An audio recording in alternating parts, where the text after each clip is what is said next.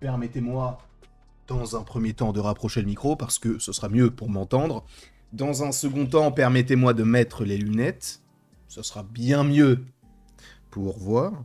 Et permettez-moi aussi, même si j'avais dit que c'était un second temps, et sachez que lorsqu'on utilise le mot second, c'est que c'est le dernier, entre guillemets. Quand on dit deuxième, il y aura un troisième, et quand c'est second, il n'y a pas de troisième. Est-ce que c'est intéressant? Non. Mais, troisième temps, le petit chaton. J'étais obligé. Excusez-moi, mais n'est-elle pas grandiose? Évidemment que si.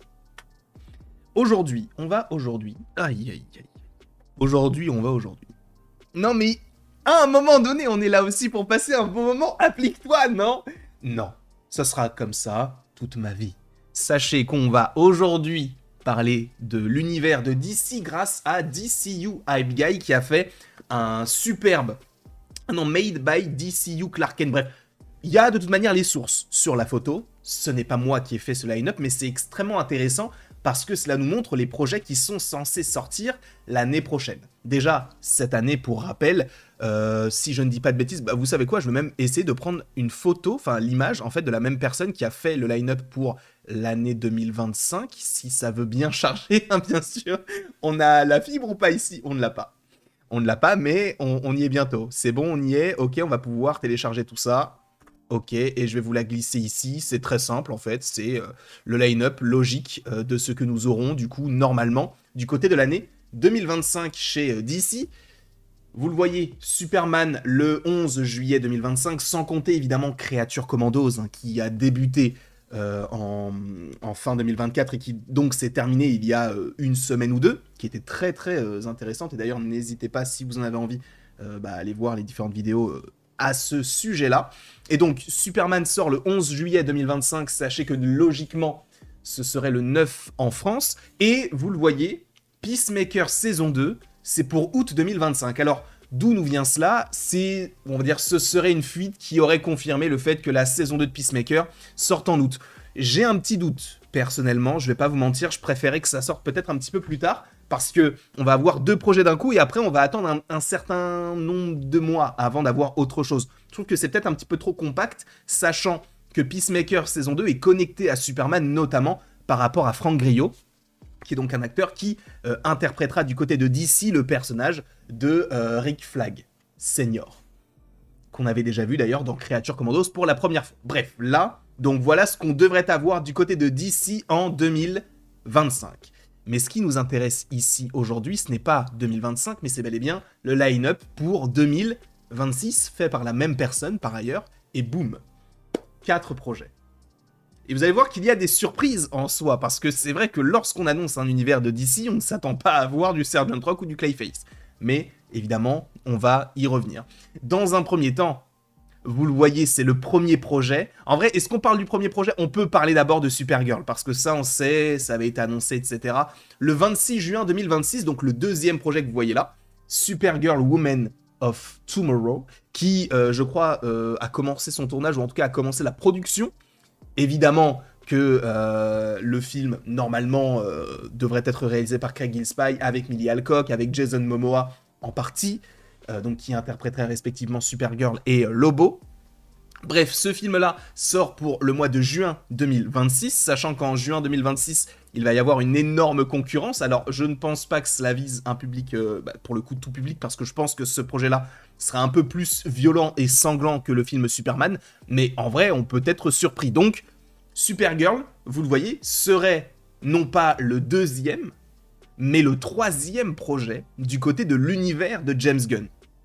Sachant que le premier serait Sergeant Rock, qui est attendu, et c'est là où c'est très étrange, pour le mois de mai 2026. Alors, pareil, c'est une rumeur assez fiable qui parle du fait que, en fait, on aurait un film, Sergeant Rock, pour le Memorial Day en 2026 aux États-Unis qui tomberait au mois de mai.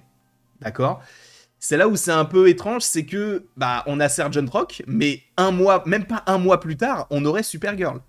C'est un peu bizarre, sachant que, logiquement, si on suit ce qu'il y avait notamment en 2025, on passe de août jusqu'à, logiquement, mai. Donc on a bien 8-9 mois. Et après, on enchaîne vraiment assez vite, parce qu'on a Sergeant Rock, on va avoir même Lanterns, etc. Bref, Sergeant Rock, je sais que c'est un film qui est prévu, on sait qu'il y a même un réalisateur qui aurait été choisi, en tout cas qui serait approché, et ça on ne le sait pas de Daniel RPK ou My Time to Shine ou que sais-je. Ça nous vient de gros médias, et je crois que c'est même de Hollywood Reporter ou Deadline, un des deux, qui nous avait dit qu'un film Sergeant Rock serait en préparation, sachant qu'en plus de ça, Sergeant Rock on l'avait déjà vu du côté de l'univers de DC, puisqu'il était dans Creature Commandos.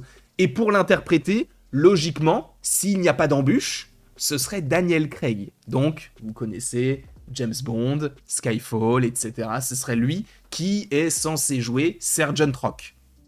Et on peut même supposer qu'il y aura le retour de...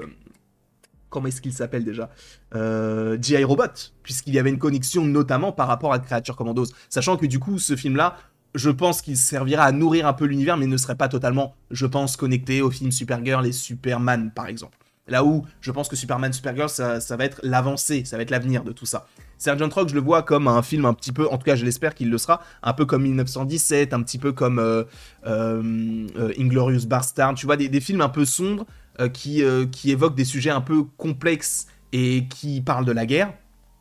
En vrai, du côté de l'univers de DC, c'est là où on aurait une certaine pluralité dans les thèmes et dans les contextes. Donc je trouve que c'est plutôt intéressant, mais est-ce que ça sera vendeur? Est-ce que les gens vont aller voir un film Sergeant Rock DC? Le fait est que les gens vont se dire « Ah, mais c'est le mec de James Bond, on va aller voir son nouveau film de guerre. » Et les gens ne vont même pas tilter que c'est DC. Et je pense que c'est aussi ça que veut James Gunn dans sa stratégie, c'est de se dire « On va proposer plein de films divers et variés, mais on n'aura pas forcément des super-héros. On aura des justiciers, on aura des soldats qui sont intéressants même dans les comics, mais là, on va en faire un film bien dans l'époque, quoi. » Et pour le coup, moi, je trouve ça plutôt intéressant. Même si, est-ce que ça va ramener énormément de gens? Je n'en sais rien. Moi, j'ai encore des doutes, notamment concernant Sergeant Rock avant Supergirl, parce qu'en même temps, bon bah, c'est assez proche. Les deux films d'ici, même si je pense qu'ils ne toucheraient pas forcément totalement le même public, sortiraient d'un mois à l'autre. C'est un peu particulier, sachant qu'on avait entre guillemets déjà eu ce cas de figure, mais c'était un peu plus long. C'est que par exemple, quand Captain Marvel est sorti en mars 2019, eh bien 2 mois plus tard, on avait Avengers Endgame. Mais c'était 2 mois plus tard. Après, bon, je pense qu'ils savent ce qu'ils font, donc voilà. Mais c'est juste que je trouve ça un peu particulier de laisser quasiment 8-9 mois sans programme et de faire 2 programmes qui sortent à un mois d'intervalle, bien sûr. Sony l'a fait. Sony l'a fait. À 2 mois, c'est vrai. Attends, Venom, c'est sorti quand? En octobre ou en novembre? Je sais plus. Mais bref, Kraven et Venom ne sont pas sortis à tant de temps d'intervalle. Encore une fois, on revient cette fois-ci sur du Max, et donc Lanterns. Vous savez que cette série donc, sera avec Aaron Pierre. Vous savez... Hey, Pierre, that's Mufasa. Bien sûr, vous l'avez, la référence, je pense. Donc Aaron Pierre qui va interpréter le personnage de John Stewart. Et évidemment, Hal Jordan sera interprété par Kyle Chandler. Donc une série qui devrait se dérouler sur Terre et qui, a priori, serait même connectée à ce qui se déroule dans Peacemaker saison 2. Enfin bref. Il y a des connexions qui se font, et c'est vrai qu'il y a aussi des rumeurs qui parlent du fait que la série, pourrait sortir pour l'été 2026. Je ne sais pas ce que vous en pensez, mais voilà. Et pour Clayface, là, par contre, je crois que... Alors, est-ce que c'est officiel? Je sais que des gros médias en ont parlé. Clayface, qui, selon, là, pour le coup, des rumeurs, serait vendu comme une sorte de film semblable à La Mouche, donc un film d'horreur un peu dans son coin. Clayface qu'on avait déjà vu d'ailleurs aussi dans Creature Commandos, donc est-ce que ce serait une sorte de flashback ou est-ce que ça se passerait dans un autre univers? J'en sais rien du tout, mais en tout cas ça fait bel et bien partie du DC Studios. A priori ils vont bientôt trouver un réalisateur et le film devrait se tourner cette année. Voilà. Donc un film peut-être un petit peu intimiste, etc. Moi je trouve ça plutôt intéressant. La transformation de Clayface, pourquoi pas, avec un côté un peu horrifique. Pareil, ça touche à plusieurs genres. Là on a la science-fiction, on a le côté horreur, on a le côté un peu pop qu'on connaît notamment du côté des gardiens de Justice League, n'importe quoi, de Suicide Squad, etc. Et un film peut-être un petit peu plus d'époque avec Sergeant Rock. On a à boire et à manger en 2026. Peut-être qu'il y aura même d'autres projets, mais en tout cas pour l'instant, c'est ce qui serait prévu. Je ne sais pas ce que vous pensez de ce line-up là, n'hésitez pas à me le dire évidemment dans les commentaires, n'hésitez pas non plus à aimer, à partager et à vous abonner si ce n'est pas déjà le cas. On va se retrouver encore une fois tout à l'heure je crois pour une vidéo, alors je crois que c'est sur Daredevil Born Again. Bref, la bise, et il ne me reste donc plus qu'à vous dire à la prochaine, pour la prochaine. Et encore une fois, merci beaucoup à vous d'avoir été présents et merci à DCU Hype, mais également à, alors attendez, c'est DCU Clark Kent qui a fait donc ce montage là. Merci beaucoup à eux, et du coup, bah, let's go. Bah, j'ai rien d'autre à dire.